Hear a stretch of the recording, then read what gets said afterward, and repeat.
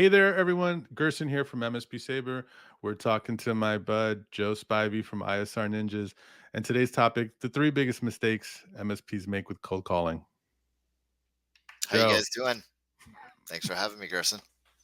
So you just want me to get started? Yeah. Mistake number one. I didn't even put this in my notes, but it's just not doing it. We talked about metrics a lot on the previous call. I think just not doing it, not trying it. There's so many prospects out there, and there's so many people that you want to do business with that are changing IT companies every year.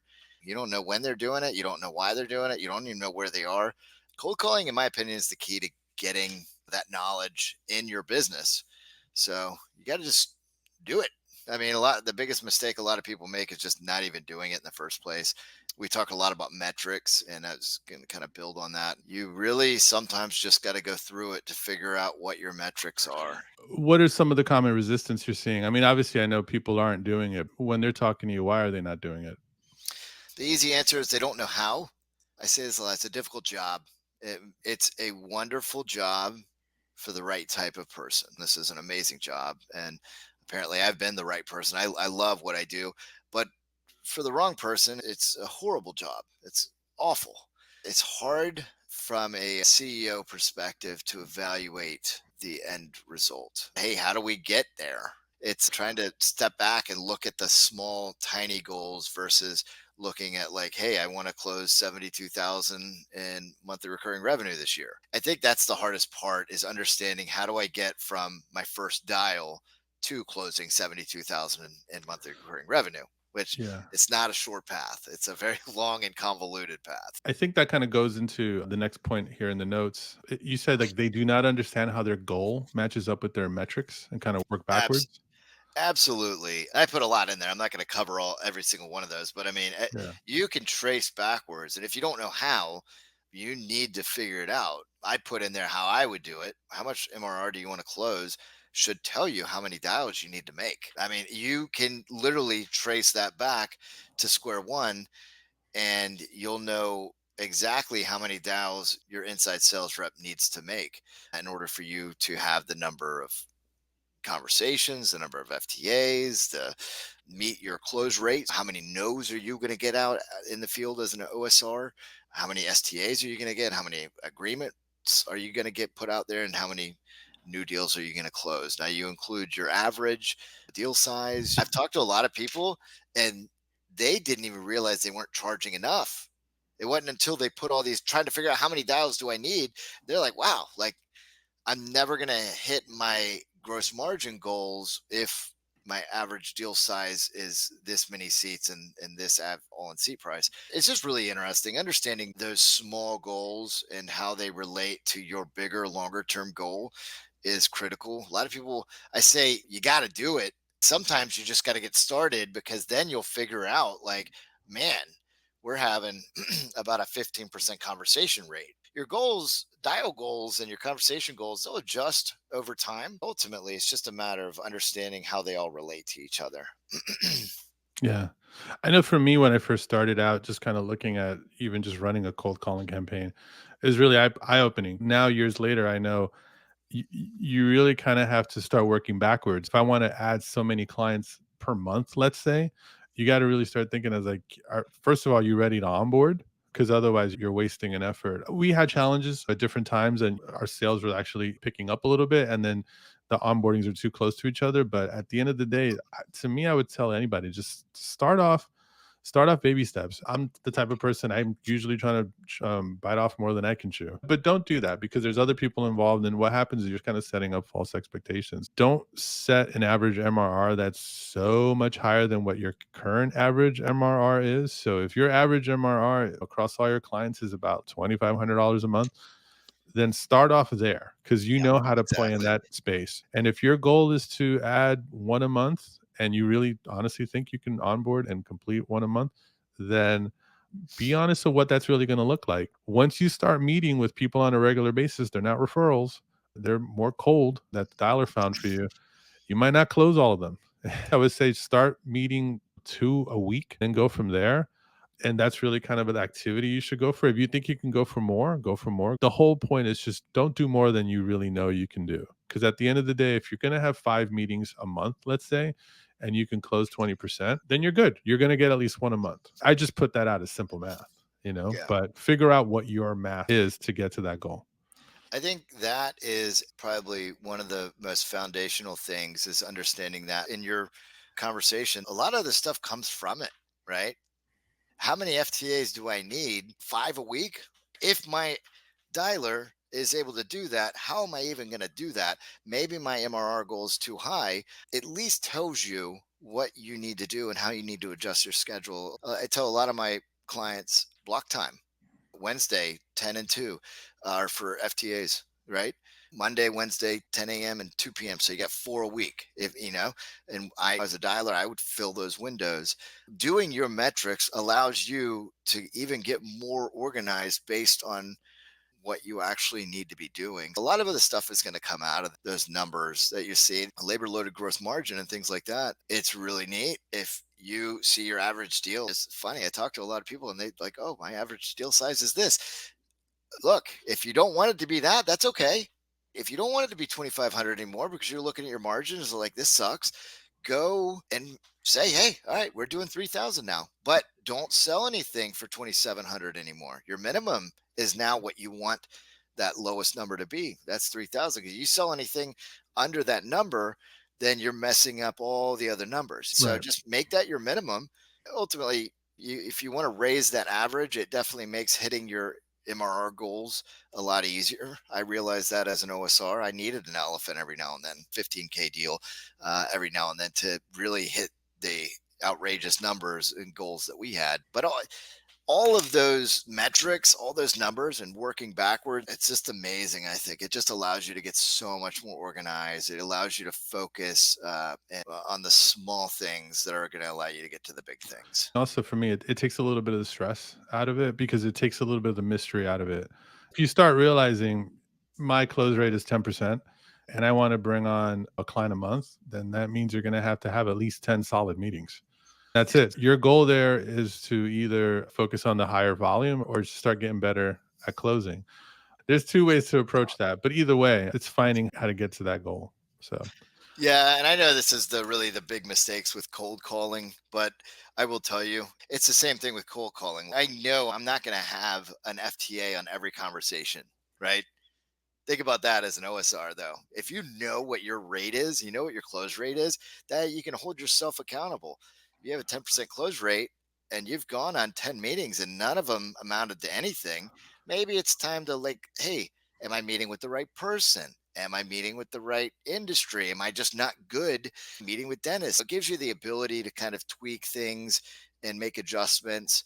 yeah, Knowing those, it does take a lot of pressure off. I remember I do it now when I'm dialing. I'm like, hey, that was a good conversation. Didn't result in an FCA, but now I only have 8 more to go. I got to get through yeah, those no's to get to that yes. That's why it's a close rate. Long term, it pans out perfectly. And that's yeah. the same thing with the OSR. So, I also think tracking in your metrics is really the best way to make sure you're getting better.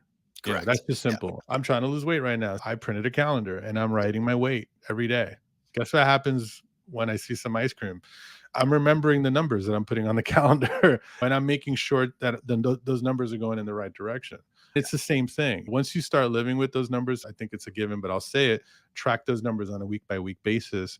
Yep. And once you start going farther in after a few weeks, you start really kind of seeing what the story is, right? Mhm. If you're working with someone, a dialer or a team, you start kind of tracking those notes and you really start figuring out where you're kind of maybe missing the mark a little bit and how to improve. I think we can kind of beat metrics for another hour or so, but I want to move on to this next point, which I think is so critical. People put all their eggs in one basket. Yeah. One quick note on metrics, and I've always loved this. My wife and I custom built a house. You wouldn't do it without a blueprint. House is a pretty big deal. You Yeah. wouldn't want to leave the build of that house to chance. You almost know exactly where everything goes before you've even laid the foundation based on the blueprint. So think about that in terms of your sales goal. Build the blueprint. It's all there. You know everything already. You just got to get it down on paper and make sure you have that blueprint there. And it doesn't leave your end result and your MRR goals to chance. But as far as one basket, all your eggs are in one basket, right? Yeah, putting all your eggs in one basket. I'm guilty of doing this in the past. You get someone in your office and now they're dialing for you, or these days they're working from home, whatever it is. You're counting on a lot from one thing. Yeah. What do all your hopes and dreams are on their shoulders. I see this a lot. It could mean a lot of different things. Ultimately, I just think there needs to be a relentless effort around generating sales. Cold calling's part of that. Your cold caller should have the belief system in place, the effort, the understanding to be able to bring you leads on a month to month basis. There's all these other things that very few people do. And part of it's like it doesn't work, right? There's so many things that can be mutually beneficial to cold calling. I reach out to a company and they go visit your website. If they ever call that number and it goes to voicemail, that's not good. SEO, event marketing. As a dialer, I love calling people and saying, "Hey, we're doing happy hour on Friday at this brewery. We rented out this room. There's going to be snacks. We're going to have a cybersecurity insurance guy there talking to you about why you need cybersecurity insurance." I could reach out to a certain industry where that may have be currently regulated. It just makes my life a little bit more interesting. It makes it a little bit easier for me. It's almost you're breaking down that wall. You're making my cold calls warm right there just because you're willing to go out there for an hour and have one of your partners out there talk to you cold, warm, or even clients about cyber insurance. Something as simple as that. Typically, what you see with most MSPs is they hire a dialer and they say, "Dial, I need this many FTAs for me to be successful." And they go on FTAs. And there's no SEO, there's no event marketing. The email marketing is really the dialer kind of randomly shooting emails out there. There's no newsletter. There's just so many opportunities, in my opinion, that can be mutually beneficial and you hitting your MR goals. I love the term relentless. I don't think it's just designed for the ISR role. This is sales. You and I differentiated. The sales process happens kind of when the rubber meets the road, but this is when we're getting you in front of those people. Whatever you want to call it, marketing, lead gen, do everything you can within reason. It's going to suck and it's not going to work, but you're not going to know how to fix it until you do it. You're not going to know how to improve upon it until you actually start doing it. So, I definitely think also for the people that are in more competitive markets, you've got to figure out those things that help you stand out. If you're targeting a certain industry, it's another thing. I think more and more people doing that right now. Unless you're targeting really small companies, you really should be thinking about what niches are appropriate. And those niches in themselves will then kind of help you find what other sort of lead magnets you can develop for people when you outreach to them. If you're going after doctors, find something that will interest doctors in event, whatever it is in certain industry here, really get into the minds of those people and figure out what other things would they be interested in? What other opportunities can I get in front of them? If it's Facebook ads, if it's LinkedIn ads, I mean, shoot, if you want to start a Facebook community and drive traffic, and I'm not saying that everyone should do that, but my point is figure out something else that someone can do aside from just accepting an appointment for you, because you're giving another tool to your caller, right? So it's like, all right, you don't want to take a meeting, or maybe you've already called this person a whole bunch of times and you're just kind of not getting anywhere. Try to switch it up. Get their email. You mentioned a newsletter. Ask the person, like, hey, can we just sort of keep in touch with you with our newsletter? We're putting out great content. There's plenty of people that can help you develop a newsletter. A lot of vendors are putting out information, and it doesn't really matter so much of what you're putting out, just as long as you think it's something that could be relevant to them. Once you start and once you do it enough times, you will figure out how to get better at it. And I think that's kind of what people sort of cringe at, is that early stage where you just don't know what's going on. You're kind of throwing anything out, but I think the point is to just start trying. And it's really just like cold calling. Just start trying, but just don't lean on it solely, because there are some people that have built really nice businesses for the most part on cold calling, but that doesn't work for everyone. And if you're just solely relying on that, then it's a missed opportunity. you can lean on it Yeah. solely. That's it. My point is, you're not going to achieve the end result that you would otherwise if you worked on implementing those other things. I believe in cold calling. I'm definitely not a SEO guy. I work for MSPs and I do feel like they could figure it out and they could probably be really, really good at it. All these things that you can figure them out. It's just a matter of just doing them. One thing you also have here, and I don't want to miss this note before we go on to the next point, list building. I know speaking to other people that got to the point that they were really being successful with their outbound campaigns, I've heard people say that's the most valuable thing my company owns. It's the list that we've spent Should be. years developing, getting notes, finding out the players, finding out their pain, finding out how their decisions are made. You gotta keep focusing on that all the time. You shouldn't just treat a list as something you get every 6 or 8 months from Apollo or Zoom Info or Seamless or whoever. It should be something that you're actively building and improving on. You're lucky if a list you get from somewhere is even half good. So, constantly be going through your list, removing and adding, so it's fresh. That's your treasure map. Hopefully, your list is probably going to frustrate many. If you stop working it, it dies, right? It's not just going to refresh and improve itself. Obviously, if you got 5 years worth of data in that list, you've got a valuable treasure map. You got 10, 15, probably 5 years is really where that point is. When if there's data in there over that time frame, that people have probably moved on. That's your treasure map. You got to keep hunting for treasure. It's a never-ending process. I have a lot of conversations with clients. I have a lot of conversations with prospects. I work with MSPs primarily. I asked a specific MSP a question. It's about relentless effort and innovation, right? As far as bringing on a new client feels so damn good, right? MRR, everybody loves it. We brag about it in our peer groups, but going to your customers, asking them who are their top 5 clients feels weird. I don't really feel comfortable with doing that, but my goodness, doesn't that make sense?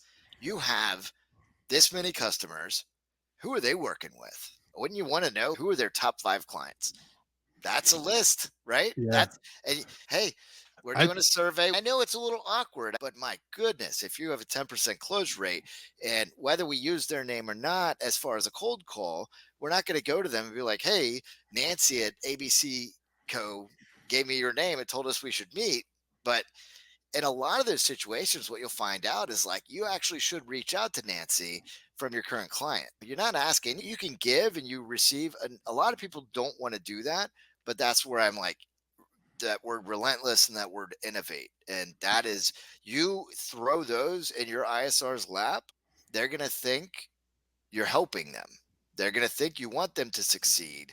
And you're not just throwing some 500 lead without phone numbers in their lap that's from Apollo or whatever. You're yeah. setting them up for success. Just innovative stuff. Like I always come back from these conferences with like a shot of exhilaration and excitement and just innovation. I can accomplish anything. I've got all these great ideas.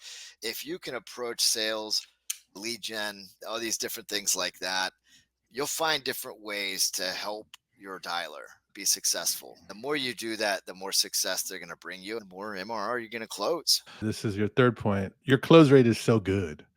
What do you mean I by mean, that? I mean that with all due respect. So it's funny you mentioned oversaturation. Everybody's oversaturated. I've worked with many different IT companies internationally. Not one of them said there's not enough IT companies in my market. They're all oversaturated. No And one's no matter, operating in a monopoly? correct. It's funny because you're from New York and I'm from Jacksonville, and trust me, we're both oversaturated. I've got way too many IT companies. That's the thought process, though. Everybody has an amazing close rate. I've met with people that haven't sold any MRR. I don't think anybody's ever told me their close rate sucks.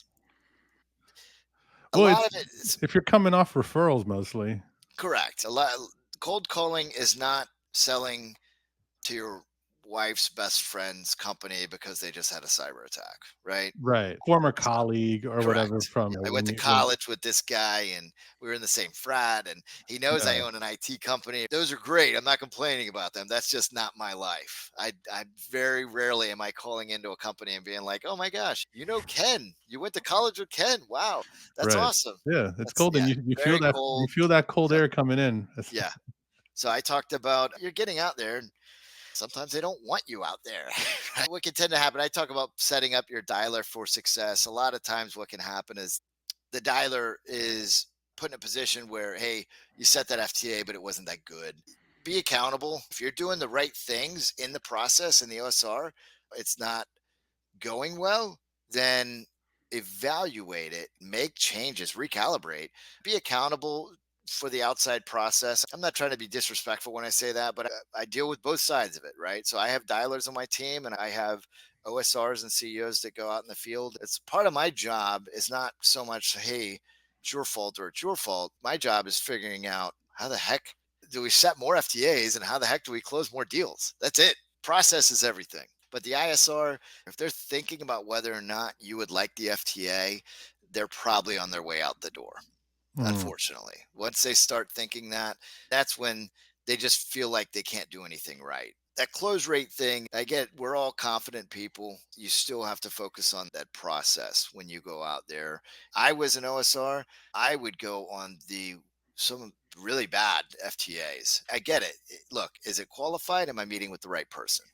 Other than that, I wasn't going to put anything back on the ISR. They just needed to be qualified. I didn't want them going and saying, "Oh man, this is a 27 user healthcare company with the COO. I wonder if Joe would want to meet with us." No, I want to meet with it. That's Mhm. it. And I get it. I know we want to meet with everybody that has perfect pain. I just my point is just make sure you're accountable to your own processes rather than you could be upsetting or messing up an otherwise very good ISR. Yeah. It's setting your future goals even farther out. Just to add to that, it's just to actually have a process. I went out on meetings, I'll Yeah, admit, I figure I'm like, "All right, I know how to have a conversation with the stranger, I'll do that." But I had enough of those. Fortunately, those were when my ISR was not doing really well. I hate to say it, but it was leads that could be burned because they really weren't a good fit to begin with. I left those meetings, I don't even know if I got what I needed out of that meeting. And yeah, after a while, it actually changed into I got robbed. Because occasionally you'll run into people that you're meeting with that they could be a little chatty and it's hard to stop them. So for someone in sales, that's expected. But if you're meeting like the operations or a CEO of medical manufacturer, whatever it is, you don't expect them to be so chatty. And then you might have realized that well, there's some critical things that I needed to get out of this meeting that I didn't get out. So the phrase always rung true in my head. I don't want to get robbed here. Because the thing yeah, is, I'm like, it's not only them investing time in, but it's also me investing time in meeting them. I want to know that if we're gonna have another meeting, I know why we're having another meeting, and they know why we're having another meeting. yeah, People sometimes just like they could have 4 or 5 meetings and it's just a complete waste of time. They yeah, just got to meet more people at the company, but there's really no clear processes. Figure out the process for yourself. Obviously, speak to people that know what that success looks like yourself or their colleagues. Start off with something. For me, it got to a point that I just figured out a basic number of questions that wasn't much of a script, but it was just sort of questions that I knew that were some of the more critical ones that I always like to have answered. You yeah, start going on enough meetings and you start realizing which are the good ones and which are the bad ones. I kept trying to replicate good meetings pretty much at the end. But you have to be willing to try out different things. And I think that's the kind yep, of the frustration that puts people off. You go in and you're like, I have no clue what I'm doing. Yeah, I think no one does. No one starts off sales as like an ace pilot from day one. You have to be willing to go in, make the mistakes, but then learn from them. And one of the thing note in your notes, you said not being used to a cold meeting. I think that's very pivotal because somebody could come in and they're used to working off referrals or whatever it is, just warmer leads, let's just say. Maybe it yeah, could come from their local chamber. They're not necessarily cold. I know for me, that was definitely a wake up call when I needed to start just having a tighter process because you're in front of someone that they have no reason to give you any breaks or any chances if you mess up. Anything that they don't hear exactly right, it's not they're looking for. They're probably just not going to want to speak with you again. You really want to have that process down right again when you're meeting with cold people. yeah. And a lot of Yeah. times when you're hiring an ISR, you're not doing it because you had a really good ISR before and you were having a lot of success, right? It's Right. very unusual. A lot of times they haven't been on cold leads. So it's understandable. It's natural. I was an outside sales rep. I did everything I could have on that one. It wasn't on me. That was the prospect. They were closed minded. They weren't willing to give me anything. If you go back and review the tape, you're going to probably think, oh man, I said that. I could have said that. I didn't ask a follow up question here.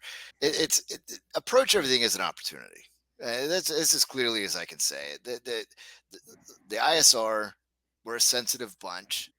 Don't make it seem like we're not, even if you don't think we are. If you want to keep them there, all that's Right. going to happen is that ISR is going to leave, and they're going to think that you are the problem. You think they're the problem, and guess what? You're out looking for another ISR. You're still not getting closer to your goals. What do they say?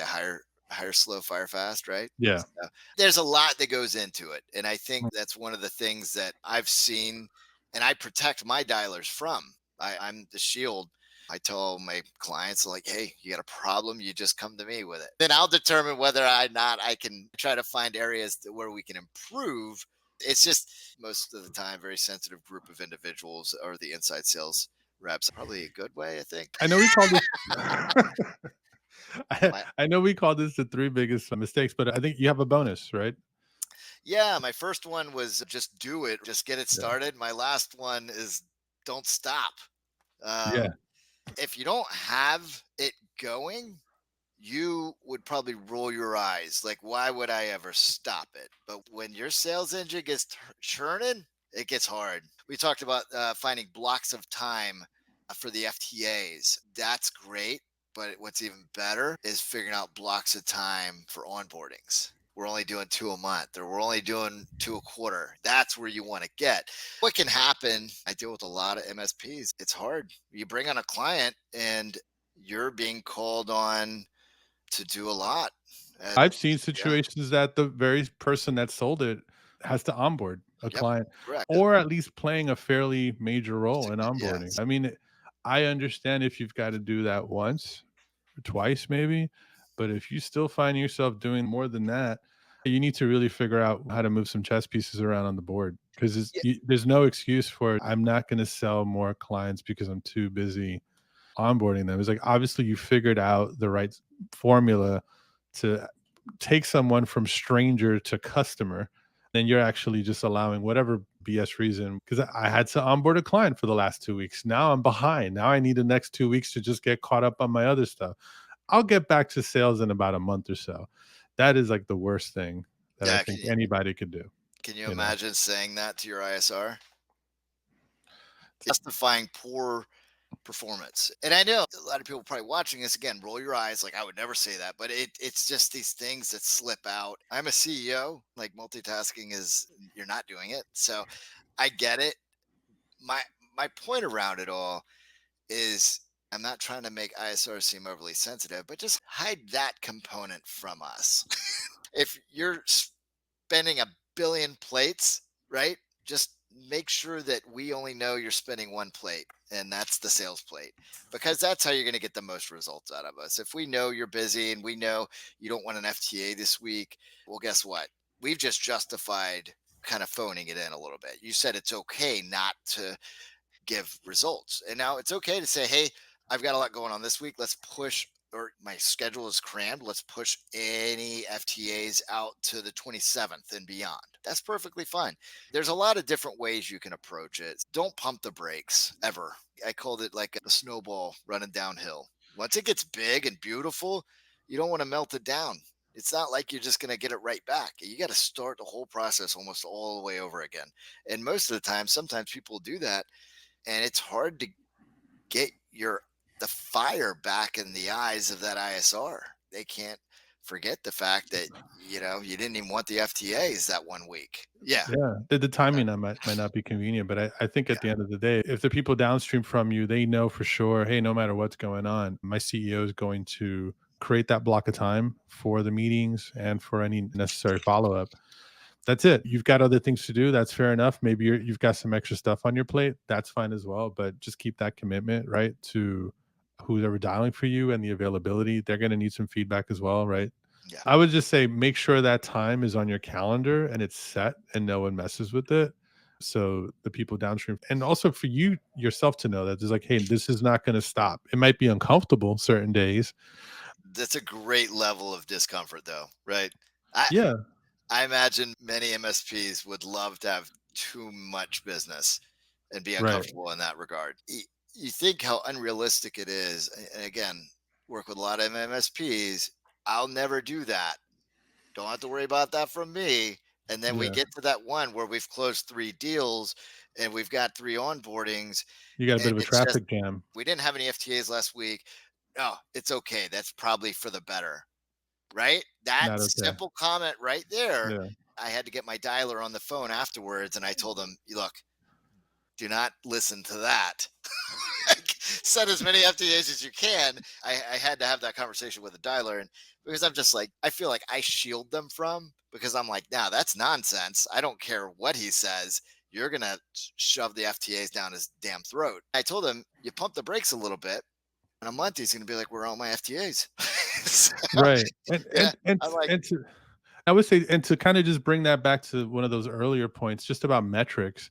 yeah, If yeah, you're tracking your metrics on a week by week basis and you're sort of saying some weeks don't count, that's not acceptable. yeah, I think most CEOs would agree. You would not tolerate that from someone, right? correct. If you were had hired them to do the job and they said, listen, I just got way too much stuff going on right now. Can we just kind of push some meetings off to next week? You'd be like, no, right? And you would just look to change it up, replace the person, whatever it is. Don't tolerate this applies to a lot of stuff, not just sales and marketing, but don't tolerate for yourself what you wouldn't tolerate from others. Great. It's easy. If you're the owner, you're the one writing all the checks. It's easy to take a shortcut because no one's going to slap your hand.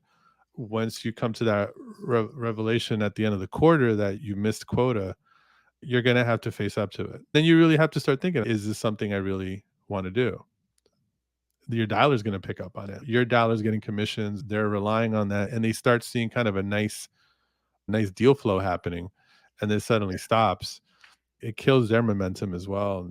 Ultimately, what it all comes down to, all this, make it part of your culture. That's it. If it's part of your culture, you're going to be amazing at it. You're going to figure it out whether you hire somebody internally or you work with an outsourced company. I'm telling you, your ops team, your help desk, they'll be excited to know you're bringing on a new deal.